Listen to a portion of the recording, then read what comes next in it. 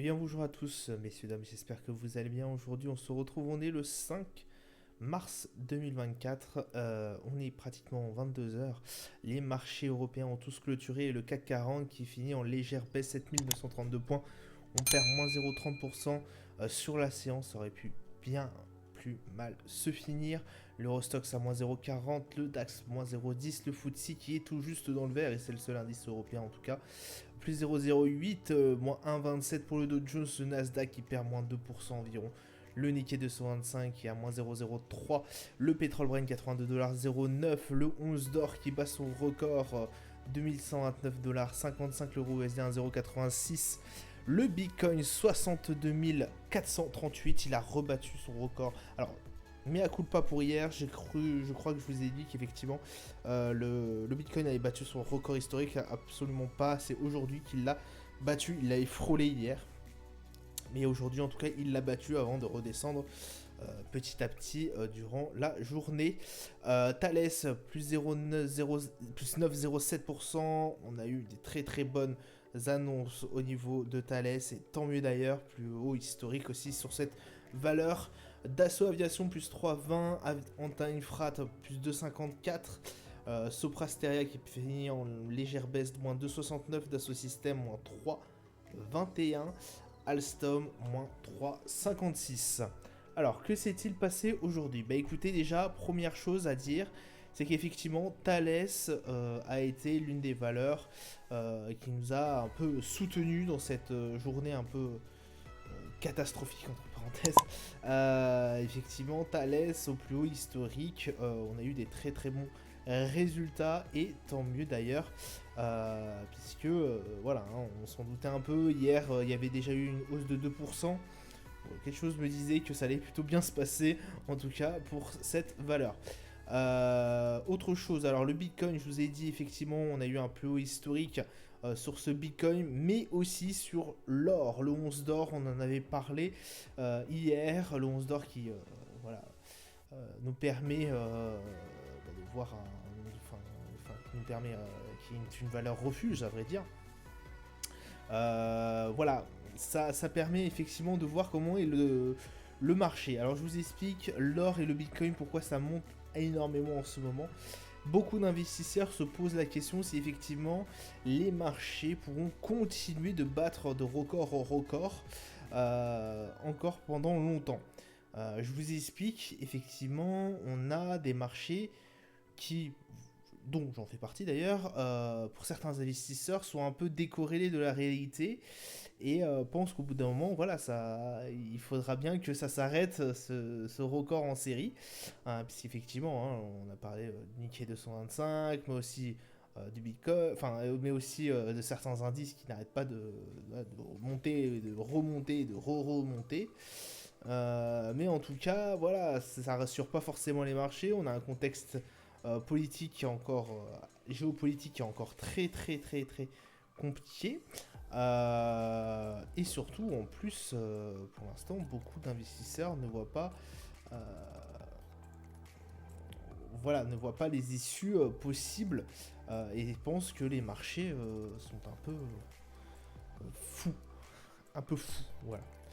Effectivement, on a ce calendrier qu'on espérait, ce calendrier de desserrement monétaire qu'on espérait proche du début d'année. Pour l'instant, on n'a eu aucun mot dessus.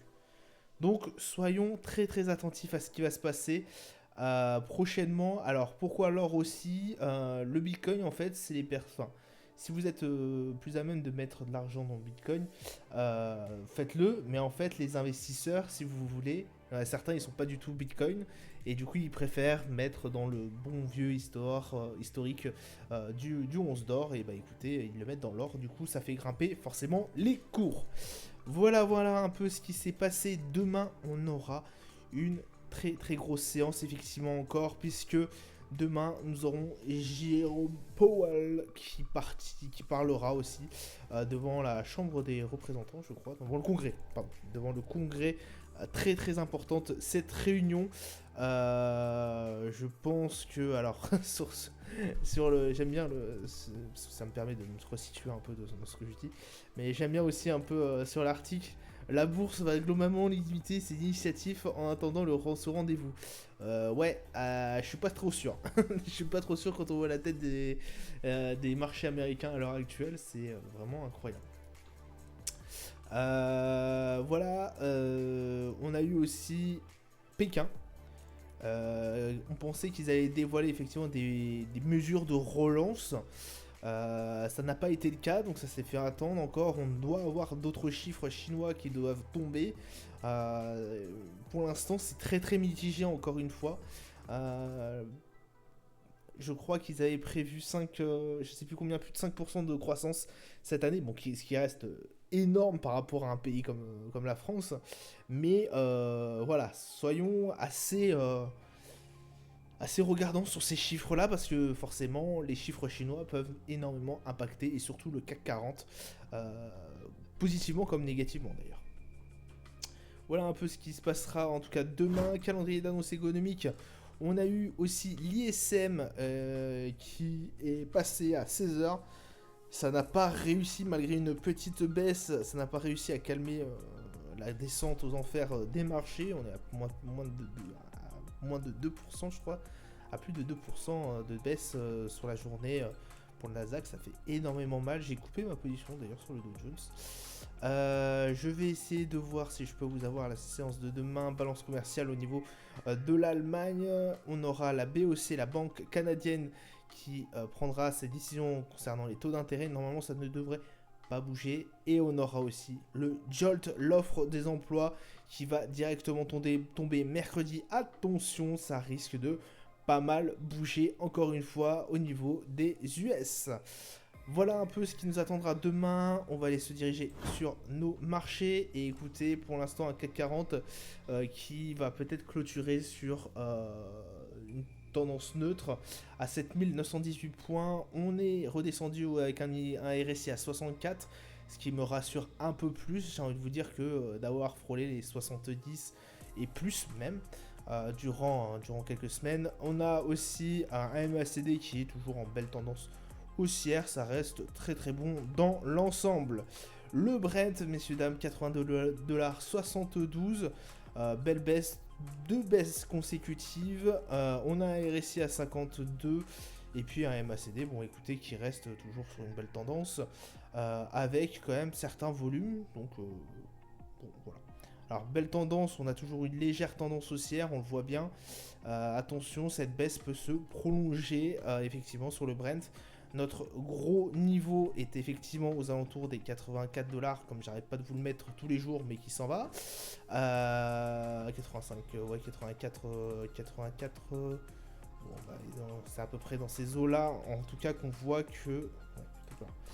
84 $, ouais. Qu'on voit à peu près le niveau du Brent s'arrêter. Et là, voilà. Ça a été la chose qui s'est passée. 84 $, on voit qu'on a vraiment la résistance. Et puis notre support qui se retrouve aux alentours des 80, entre les 80 et 78 $, plutôt vers les 78. On a eu un bon rebond ici.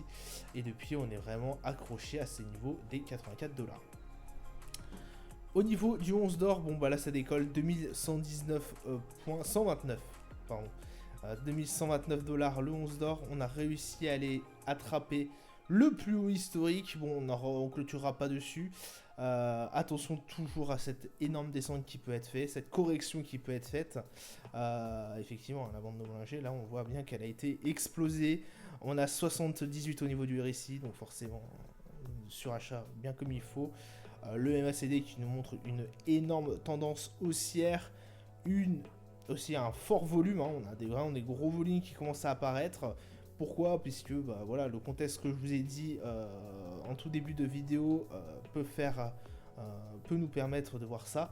Par contre, cette mèche me rassure pas vraiment sur la possibilité d'encore monter, j'ai envie de vous dire, durant les prochains jours. On reste quand même suspicieux. Ces trois séances énormes qui ont fait performer le 11 d'or à son plus haut historique. On reste tout de même très prudent à la correction qui pourrait être aussi un gouffre. Voilà. Le S&P, lui, qui descend à 5081, on voit que là c'est en train de revenir petit à petit. La mèche commence à être de plus en plus grande minute par minute, et tant mieux, on est en train de revenir sur nos pertes. 60 au niveau du RSI, ça reste quand même un RSI qui est assez bon, hein, on est bien au-dessus de la moyenne. Le MACD qui ne s'envoie pas, n'est pas dégradé non plus, on voit bien qu'on a toujours une belle tendance haussière, avec un volume qui est assez intéressant. Au niveau du Nasdaq, c'est pareil, on revient petit à petit. On a une mèche qui commence à s'agrandir petit à petit. 17 913 points pour l'instant, ça reste correct. Peut-être qu'on va pouvoir réussir à sortir de cette belle séance baissière. Voilà en tout cas, le MACD toujours en belle tendance haussière.